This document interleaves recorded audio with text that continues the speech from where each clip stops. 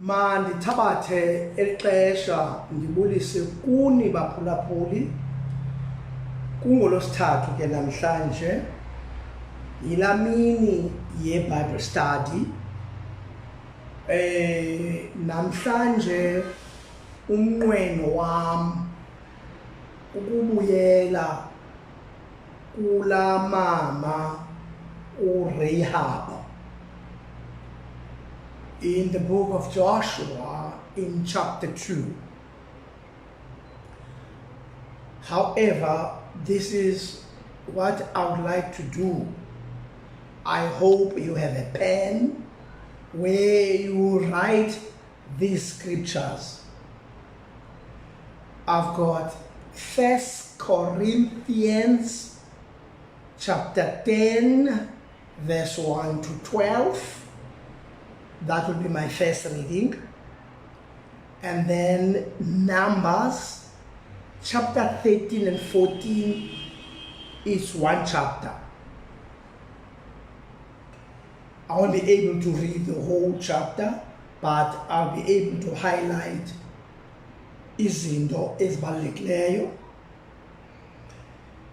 And then I will spend time in the book of Joshua chapter 2. In that book of Numbers 13 to 14, which is one chapter, you must put Philippians, especially part 13, last verse, 33b. Philippians chapter 4 verse 8. Izawuma ngolo hlobo into yethu. Ndifuna ke ube nomonde ndim. Ndicela ke ngenxa yoba lento ininzi sithandaze. Bawo wakhona sikhothama phambi kwethrone yakho yobabalo, sicela inkokhelo yakho le kamoya oyingcwele abathi abantu owabanyulayo ukuba babhale ilizwi lakho wabaqhuba ngaye umoya oyingcwele. Kwakudingeka lo moya ke ukuthi asincede nathi thina abantu abafunda elo lizwi lalibhalwe ngabantu abaqhutywa ngumoya oyingcwele. Olo ncedo lukamoya oyingcwele siyalidinga ukuvula ingqiqo yethu khona ukuze sikwazi ukutshoyo ukuthi amen.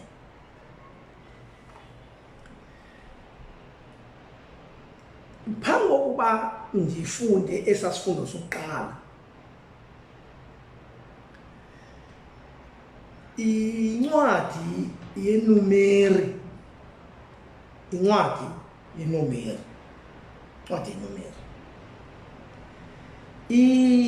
yona inezahluko eziyi-36.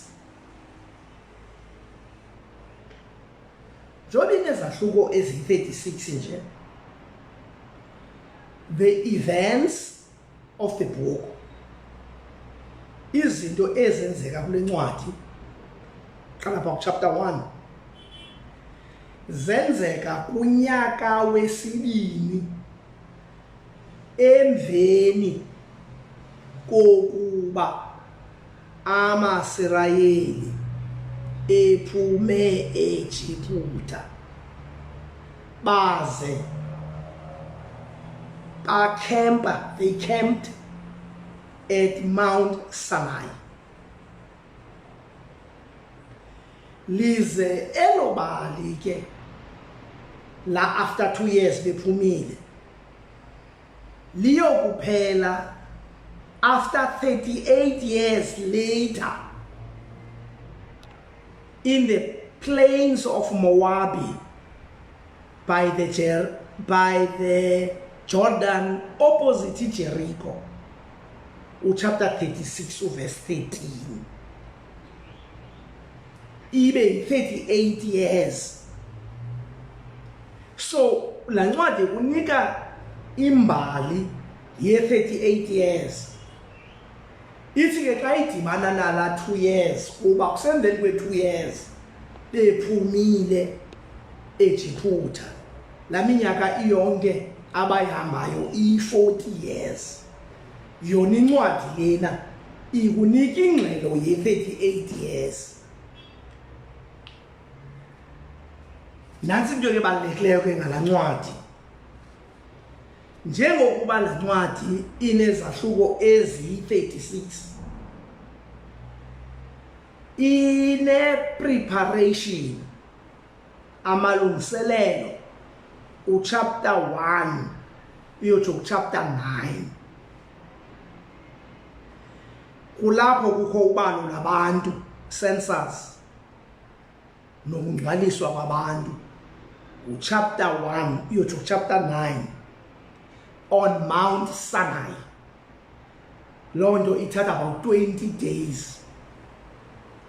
Ibe nguchapter 10 uyokutsho ku-14, pessimism.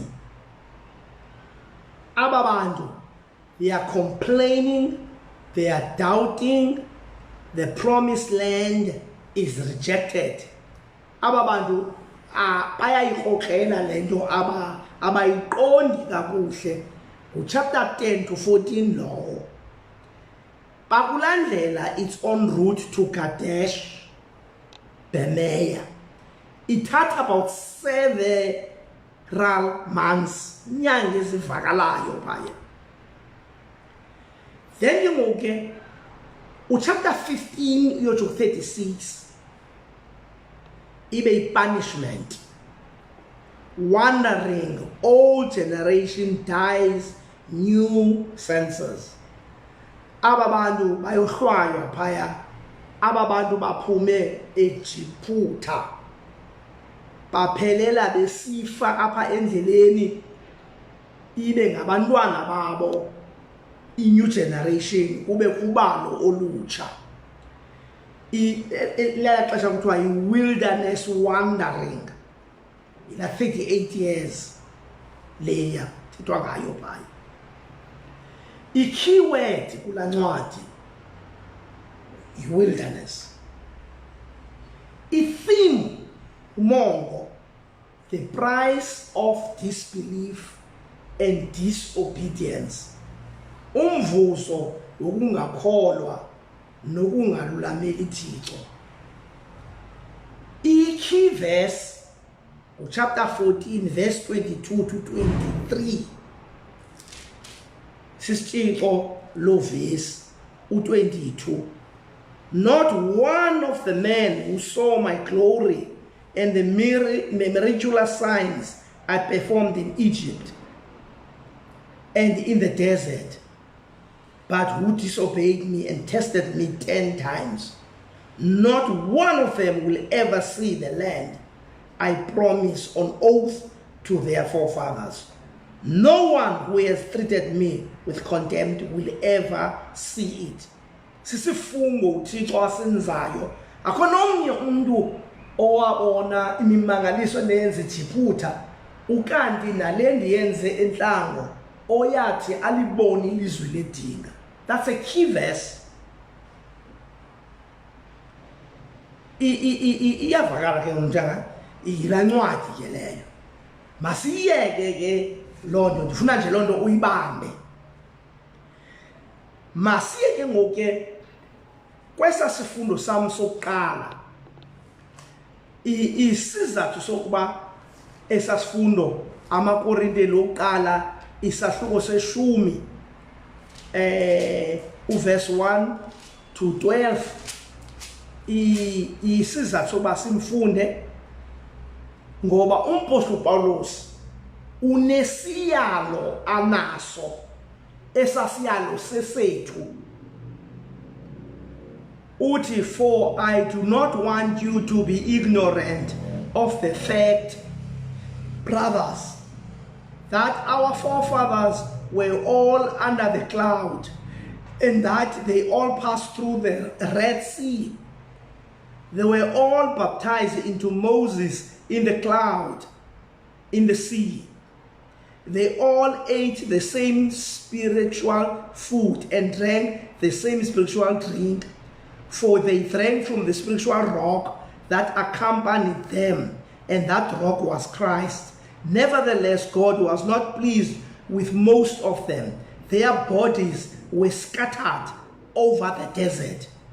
That is what we read in Numeri 14:22-23.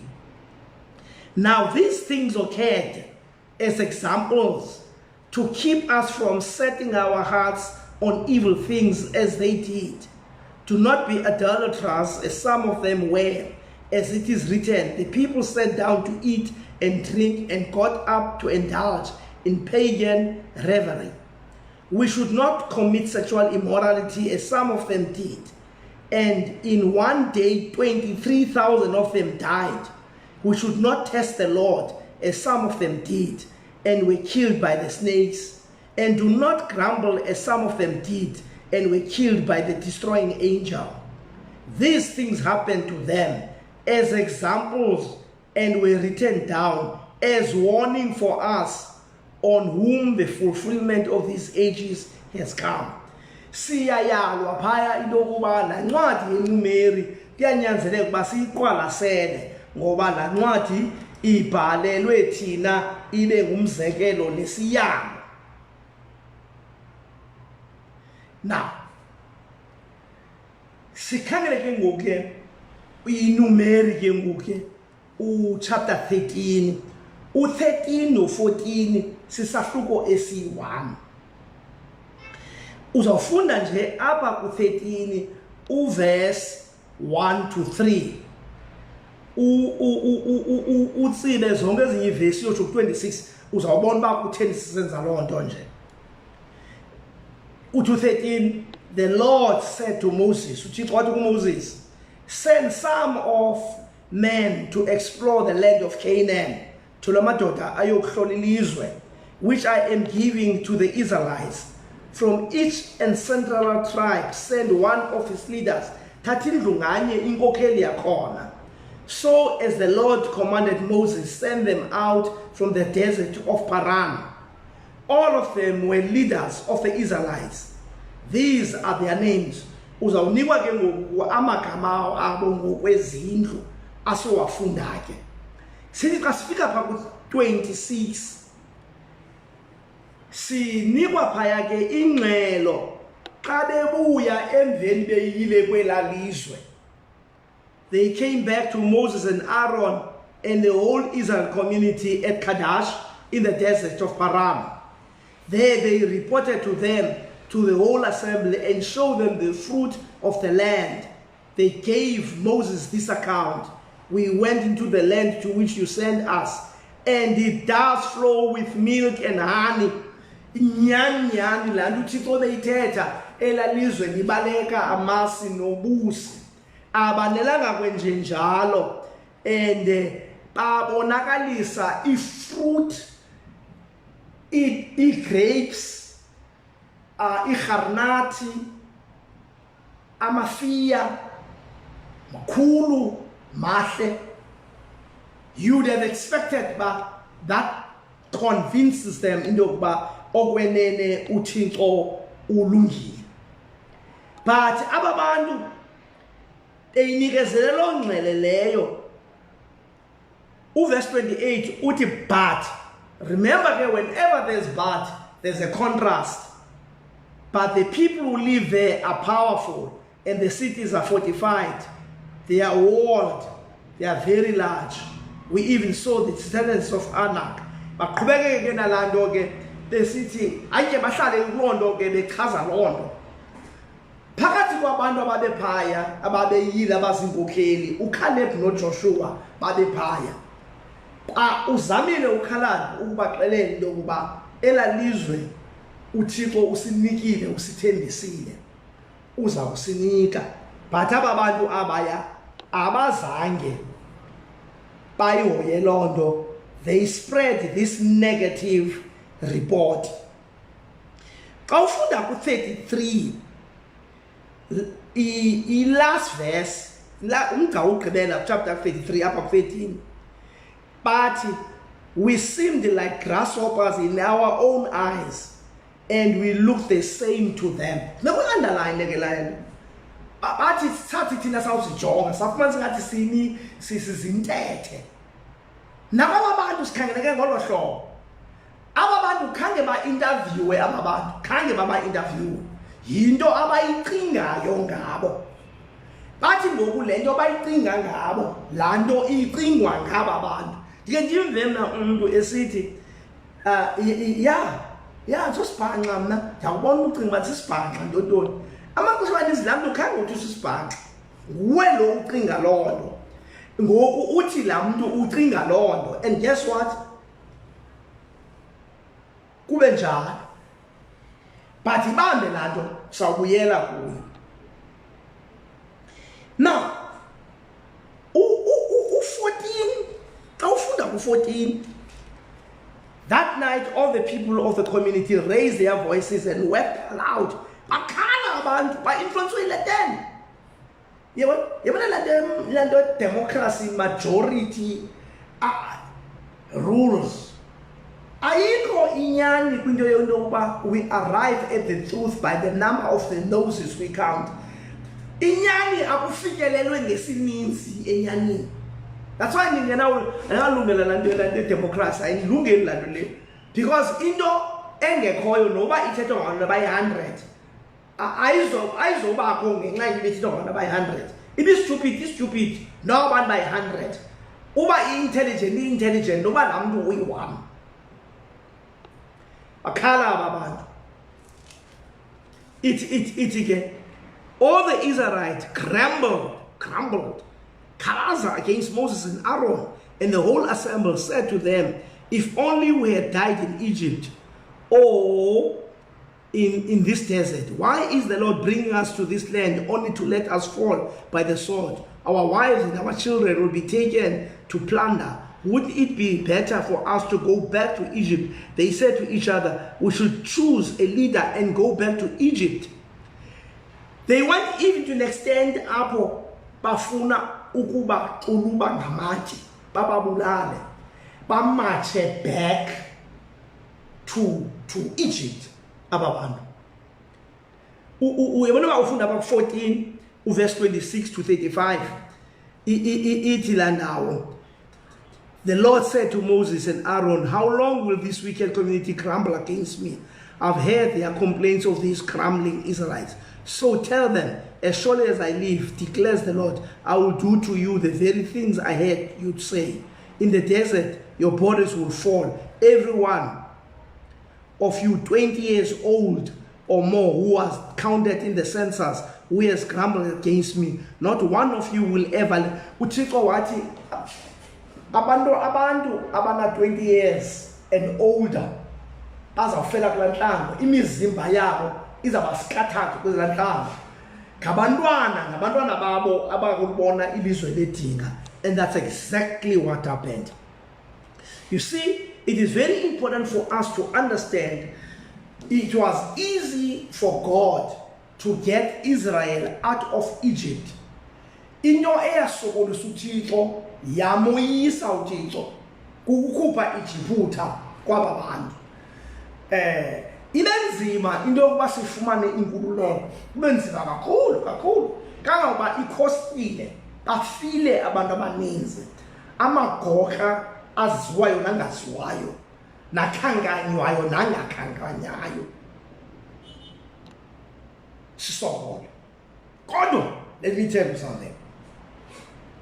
Siqonda ngoku indlela esisokola ngayo. Sibona kule 26 years into yokuba ayikhange iqale ukuphuma laa nto kuthi, because our leaders are acting and practicing exactly like how whites practiced.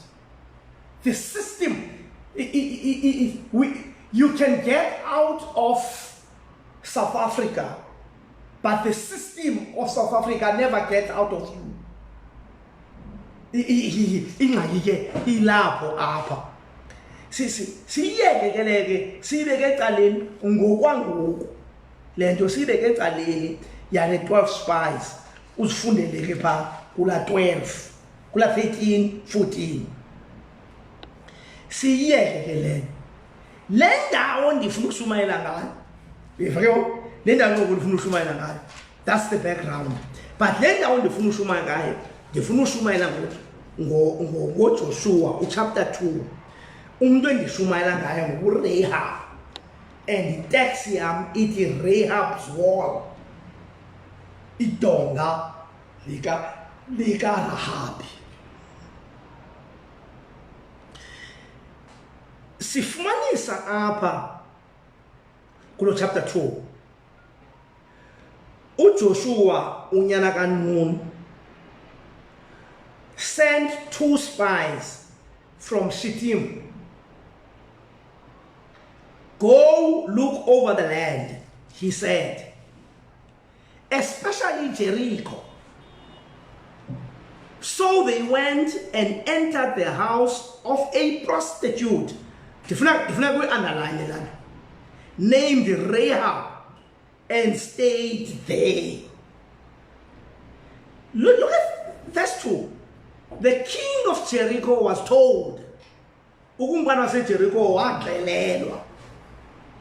look, some of the Israelites have come here tonight to spy out the land.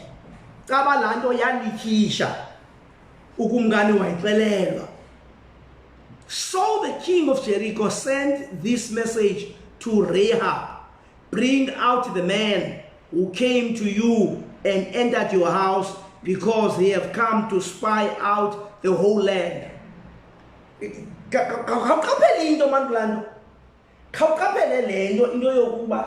Ukungani inye into ayixelelweyo into bakukwintlola ezikhoyo ezifikileyo apha zakwaSirayeli zikhona zilapha. Uverse 3 uthi ukumngani wathumela endlini kaRahabi wathi makakhuphe la madoda afikileyo aphaya. How did he know into yokuba la madoda asendlini kaRahabi? Kwezinto zininzi kangaka apha eJericho bambe ke loo nto leyo. But the woman had taken the 2 men and hidden them. La mfazi wayesewathathile la madoda wawafihla. She said, yes, the men came to me. Xa befika abantu aba bechaza bathunywe ukumngani azikhankana la madoda wathi hayi nyanyani unyanisile ukumngani befikile apha mna kodwa ke khange ndiwazi. At dusk, late ebusuku, when it was time to close the gate, the city gate, the men left. I don't know which way they went. Go after them quickly, you may catch up with them. Aphumile la madoda ncedale qani ukwenzela bani wabambe engekabi kude. Verse 6, but she had taken them up to the roof and hidden them under the stalks of flax she had laid out on the roof. So the men set out in pursuit of the spies on the road that led to the fords of the Jordan. As soon as the pursuers had gone out, the gate was shut. Before the spies lie down for the night, she went up on the roof and said to them, now listen to this. I know, two of us, that the Lord has given this land to you. Nomfazi uyayazi lando. Abantu abangayaziyo ngamaSirayeli lana ebekhanqalaza ku13 na ku14 incwadi eNumbers. Ayixelelwe nguThixo lonto uthi lo mfazi mina ndiyayazi. And that a great fear of you has fallen on us. Uthi indlela esinoyika ngayo on us, so that all who live in this country are melting in fear because of you. We have heard how the Lord dried up the water of the Red Sea for you when you came out of Egypt, and what you did to Sihon and Og, the 2 kings of the Amorites east of Jordan, whom you completely destroyed. When we heard of it, our hearts sank and everyone's courage failed because of you on the earth below. Because of you, for the Lord your God is God in heaven above and on the earth below. Now then, please swear to me. Uthi lo mfazi siyakholelwa uba uThixo wenu wasezulwini nasemhlabeni soyikile nangoku into endiyizeleyo apha mna. Uthi sonke sinjalo kodwa into endiyizeleyo apha as an individual. Now please swear to me by the Lord you will show kindness to my family, because I have shown kindness to you. Give me a sure sign.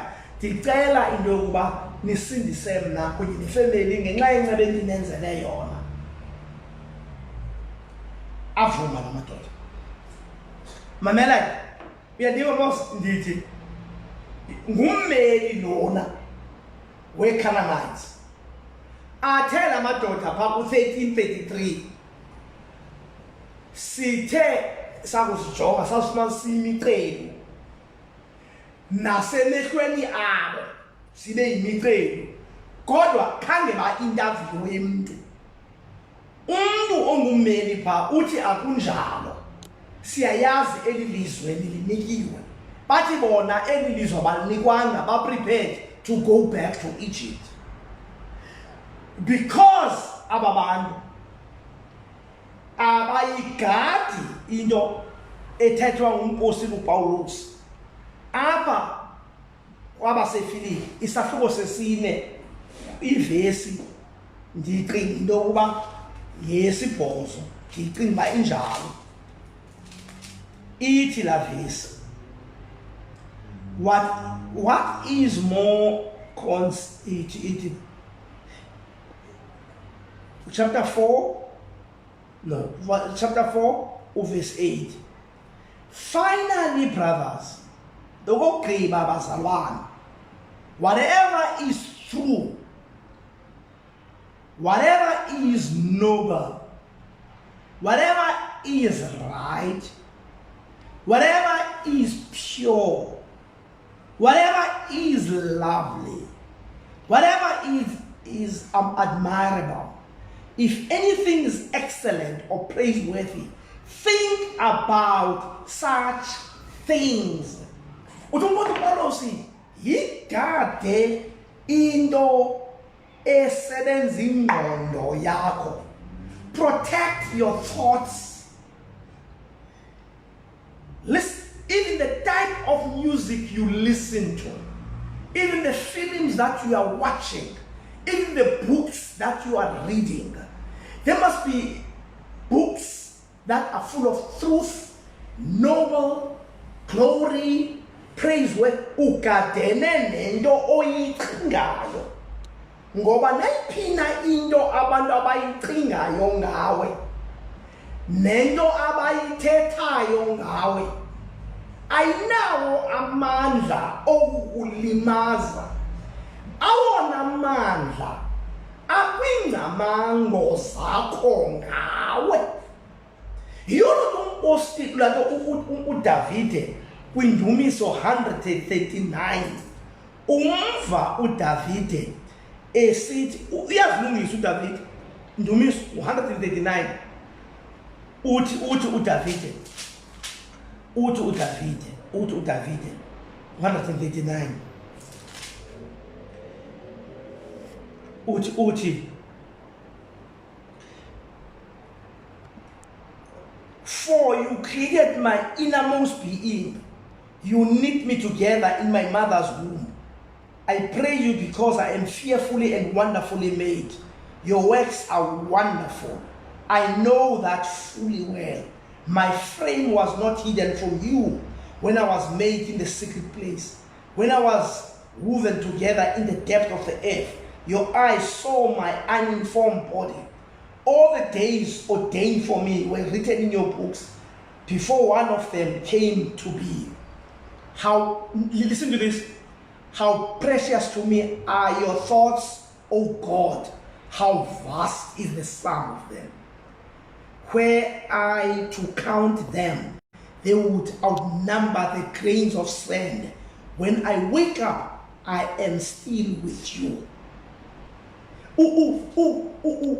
uDavide overwhelmed zingamango zikaThixo ngaye. Ndifuna ungaweli kulando ye positive thinking, look down, look deep in you. No, there's nothing deep there. There's sin only. But le ngamango kaDavide isekelezelwe kwingamango kaThixo ngaye. Ingamango yam isekelezelwe kwinto yokuba God created me in his image, and when he created me, this is what God had in mind. He gave me authority to subdue nature. He gave me that ability and that authority. I am wonderfully and fearfully made. In the forefront of the thoughts of God. If you don't get in wondering God, you don't cut out He's thinking of me because I'm the crown of creation. And I'm created in his image. And so this thing of yours, of search information and negative, and so ucinga ngezo zinto ude ukholelwe zezo zinto ababantu bazicinga yena bazithethayo ngawe. Ude uthi wena ndiyayazi bani stupid and don't what have you. Don't entertain that. Ababantu balinyazwe yila report. Lo mfazi uthi la ndithetha ngabantu ayikho. Na mamela lo mfazi lo ndifuna ushumayela ngaye. There are certain things here about this woman that are important. Joshua, man. Joshua. Because ukwinto phaya edendithe iqaphele la. Qaphela lanto ithethwe ngulakumkani. Leyo kuba lamadoda makaye phakwa Rehab. Ayofuna lamadoda. Axelele uRahab makhuphe lamadoda. Now you need to understand. I used to watch cowboy films. When the cowboy the figure go slow down. The figure in a cowboy area or smoking gun.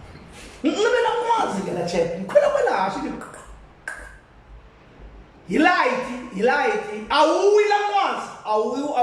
once. Look at that jazz in. First place I we notice. Iya ulandao. That ufumana landao le ingati bar. Toilet ke pa, yes, but there's an upstairs. Upstairs. Yabona kama bafana no Rehab. Kula professional izwa ngayo. Because I'm not saying that I'm going to go Bible ithi prostitute can't finish. Come on, in where the needs to get no Bible ithi prostitute. So, Rehab, he runs a business. Kule pub. But that business, there's a pub here. There is another business upstairs. And that business, there are small young girls are in charge for Lorna who takes a lot of daughter. When I don't know, you guys are stairs.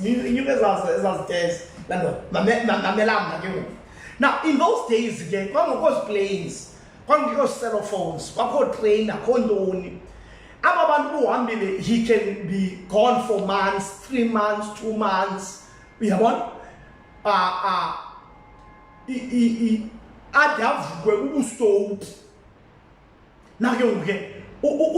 that's the business that he runs. And this man exploits these young girls. They buy them. They rob them of their dignity. It's Dimasabo and their respect. But Ababafazi, they have lost their self-respect. So this is nothing to them. If you read books, so 1820, 1830, 1840, and when they give you the life, the source, how those people were socialized, they were poor, they were abused, they were Western slaves. Sometimes they get so frustrated that they commit suicide, and what have you. Rehab, run no business. So, as step, they are on the mission. Now, if it's the best place to go, because Paya, we are open, you pick up easy to Paya. So, these spies, like I knew in the mission, definitely that is where they have gone, which was true. The king was not wrong. However, Rehab, Italian amen.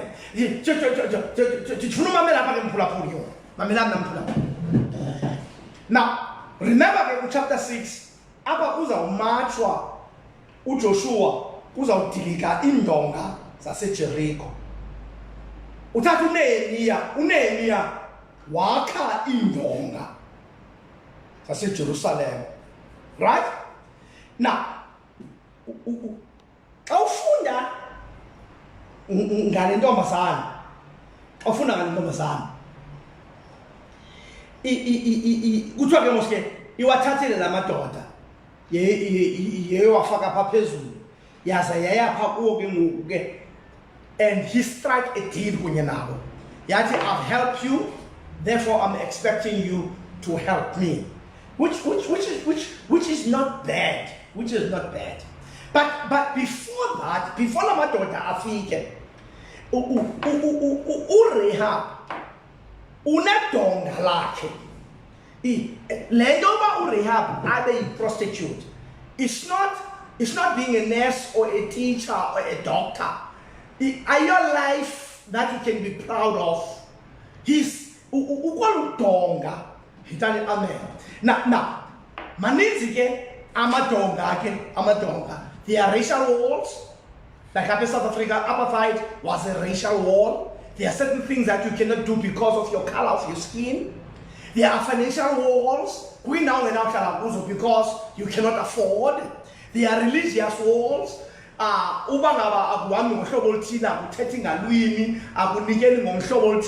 You can easily be discriminated. There are personal wars whereby because of the mistake that you have made in the past, you are stuck and you are totally written off.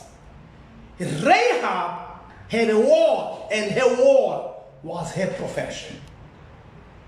But Rehab took a conscious decision that she does not have to live behind that wall for the rest of her life. She took a decision to go over the wall. When amadoda ukufika kawo, uwaxelela, this is what I know because of what I've heard. And she made a decision before amadoda figure out, my past and my present, it is in this community, under this wall, behind this wall. But my future does not have to be there. She said, my future is with you. Listen here. You do not have, I want you to listen. I don't know what your wall is, for instance. I don't know what your wall is. You don't have to live behind the wall that you find yourself in. You can take a decision to go over the wall. That is before the wall was broken. Lomfazi took a decision to go over her own personal wall.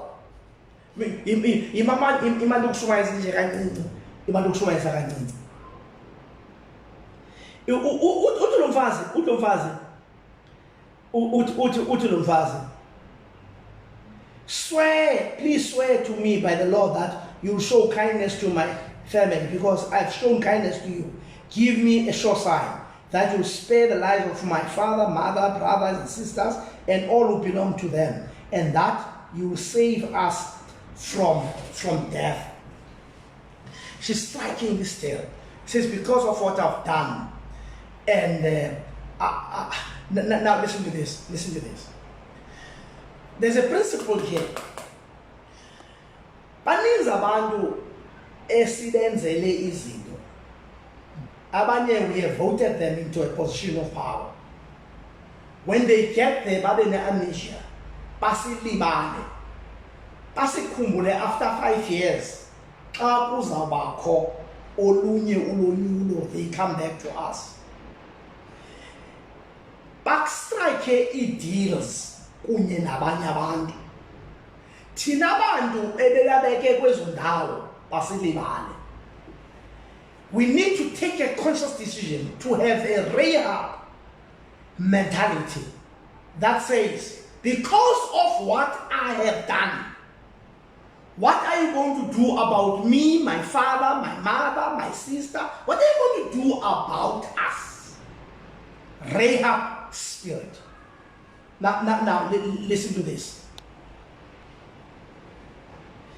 Adam had to do this one. Our lives for your lives. The man assured him, hey, if you don't tell what we are doing, we will treat you kindly and faithfully when the Lord give us the land. Landoda ithi if ithi when, because landoda iqinisekile ba ilizwe lelabo. Le way aqiniseke ngayo uRahabi, I know that the Lord has given this land to you, and that a great fear of you has fallen on us. So landoda yayazi no Rahabi yayazi. So she let them down by a rope through the window for the house she lived in was part of the city hall. The house she lived in was part of the city hall. City hall. Ithatha ukuthi le ndlu yakhe yayipart yodonga. Lukambhali phela bhala ngayo. Uthi indlu yakhe yayipart yodonga. Lolu donga kuzawumathwa lidilike. Before uJoshua alidilise, lo mfazi jumped the wall. Because the reason I'm saying this, I want to make an appeal to you. And the last, there's a life that you are living that is so secretive behind the wall, that is so destructive and so dehumanizing and so embarrassing. And God, He makes a strong appeal to you that why don't you take Rehab style? She made a decision that I do not have to live behind this wall. She took that opportunity of taking this conscious decision of cutting this deal that her future does not have to be like her past. Your life can change, and God is willing, and He is ready to change your life. You see, people, they don't understand what Rehab is doing here. He's taking a decision to change her life. Masifunde manje, masifunde le, masifunde. Uthi verse 15. So she let them down by a rope through the window, for the house she lived in was part of the city hall.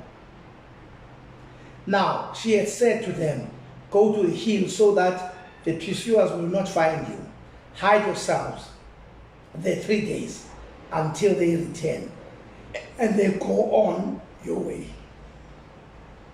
The man said to her, this oath you made us swear will not be binding on us unless when we enter the land, we have tied this scarlet cord in the window through which you let us down. And unless we have brought your father and mother, your brothers, and all your family into your house. If anyone goes outside your house into the streets, his blood will be on his own head. We will not be responsible. As for anyone who is in the house with you, his blood will be on our head if a hand is laid on him. But if you tell what we are doing, will be released from the oath you made us swear. Listen to this. She's striking a deal here. Verse 21. Agreed. She replied, let it be as you say. So she sent them away. They departed. She tied the scarlet cord in the window. When they left, they went into the hills and stayed there 3 days until the pursuers had searched all along the road and returned without finding them. Then the two men started back. They went down out of a hill, forded the river, and came to Joshua, son of Nun, and told him everything that had happened to them. They said to Joshua, the Lord has surely given the whole land into our hands. All the people are melting in fear because of us. Can you contrast that to that verse 33? 33? In Numbers. Numbers 13, 33. We seemed like grasshoppers in our own eyes, and we looked the same to them. They said to Joshua, the Lord has surely given the whole land into our hands. All the people are melting in fear because of us. Mamela,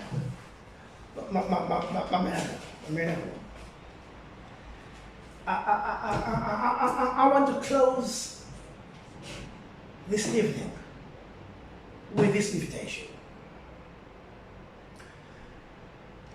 Someone bigger than Joshua.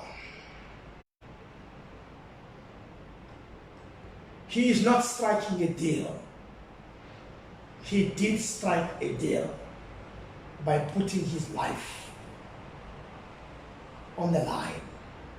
For God so loved the world that he gave his only begotten Son. He paid the price. It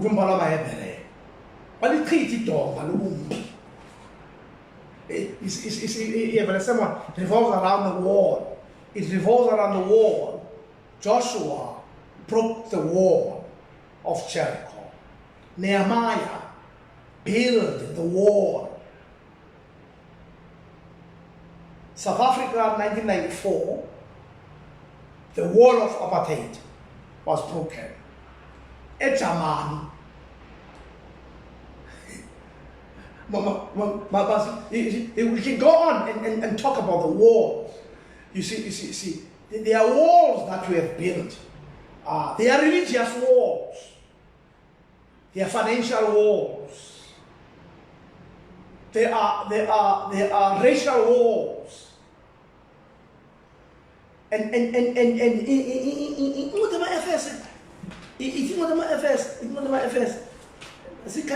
chapter 2.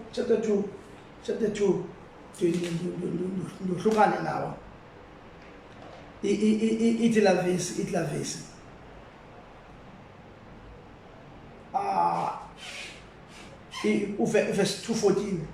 For himself is our peace. Yena ngokwakhe ubuqolo lwethu who has made the two, othe izinto ezimbini wazenza zanye, the two, one, and has destroyed the barrier, othe wabuchitha ubumbi, not donga and dividing wall of hostility, idonga lobumbi, by abolishing in his flesh the law with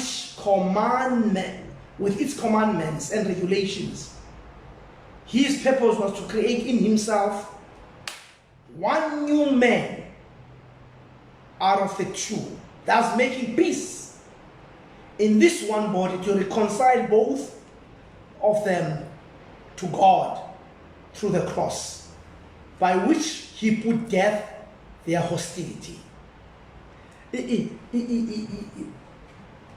Sibuyele kulo mfazi uphile obomi bakhe bonke bokuthengisa ngabantwana abancinci lishishini lakhe.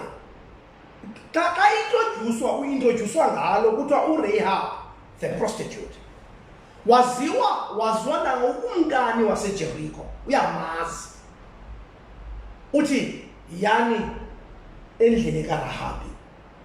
Lo madoda aqinisekile lapha akathandabuzi loo nto leyo. Umfazi owaziwayo uba kukwindoda elahlekileyo uyaziwa le nto uyafumaneka phi. Yindawo egcina amadoda alahlekayo. Kodwa lo mfazi, she made a conscious decision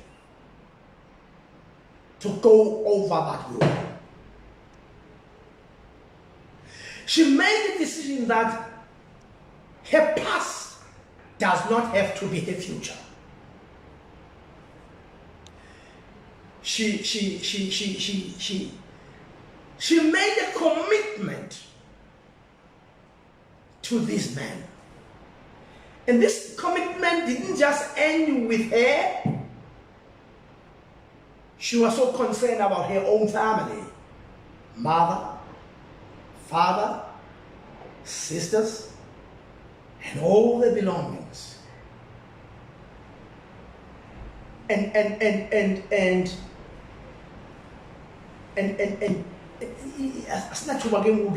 because if you go to chapter 6,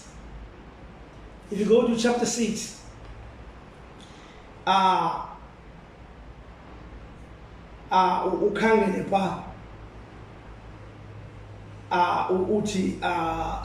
uthina xa ethumela enye yanamadoda ibiphaya xa kuza athekwa iJericho ukuba mayincede iyothatha uRahabi nefamily yakhe.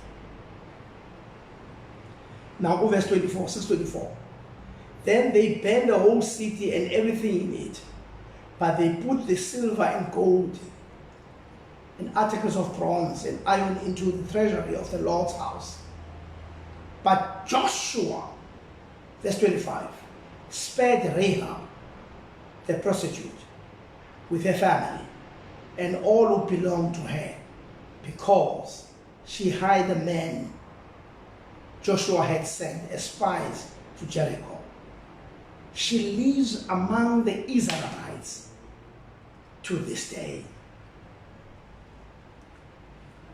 Uthi umbhalo wamaHebhere xa sivala umbhalo wamaHebhere ayindini. Umbhalo wamaHebhere usinika uluhlu lamagoga.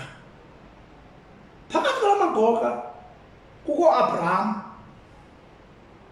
kukho Yakob, and guess what? uRahabi ubaya naye. She's not there because she was a prostitute. She is there despite she was a prostitute. She saw, verse 31, by faith, the prostitute Rehab, because she welcomed the spies, was not killed with those who were disobedient. Ukwela luhlu lamakhokha okhona masivale ke ngelithi uba ngabe ufunda kuMateyu xa kunikezelwa umnombo kaYesu, xa kunikezelwa umnombo kaYesu uyawudibana ntombazana apho uverse 5. Salmon, the father of Boaz, whose mother was Rehab. Boaz, the father of Obed, whose mother was Ruth. Lamfazi ukona luhlu lomnombo wokuzalwa kukaYesu, umkhokho kaYesu. Ukona luhlu lukwincwadi amaHebhere. Ngoba lo mfazi took a decision to jump the wall. Jump your wall so that you may be counted. Eli ke lilizwi likaThixo noyolo livayo aligcine aze alenze. Inkosi ke bawo siyabulela ilizwi lakho linjengamadoda wakhe aqondisa indlela. Usuku imbeko indeli siyibuyisela kuwe. Sincede Thixo. We live surrounded by walls. Help us to get over our walls. In Jesus we pray. Amen.